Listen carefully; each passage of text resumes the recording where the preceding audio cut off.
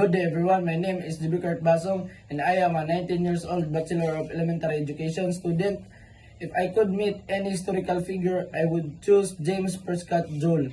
He was an English physicist best known for discovering the relationship between heat and mechanical work.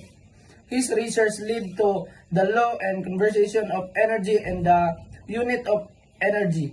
The Joule James was named in his honor.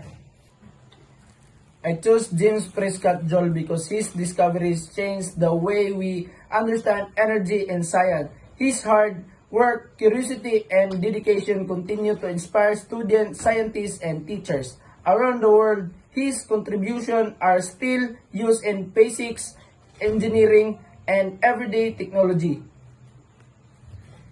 If I had a opportunity to meet him, I would ask 3 questions.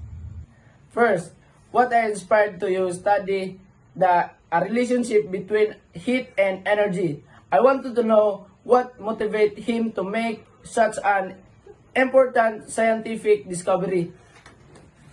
Second, what was the biggest challenge you faced during your experiments and how did you overcome it? I believe learning about his struggles would teach us the importance of perseverance. 3.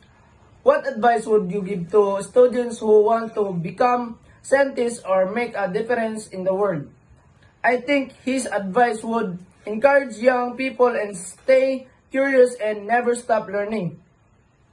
Conclusion. James Prescott Joule continues to influence societies through his discoveries about energy. As a future teacher, I hope inspire my student with his story and how them that curiosity, determination, and hard work can lead to discoveries that change the world. Again, this is Jibikart Basong from BED 2 Section 3 and God bless us all. Thank you. Come on,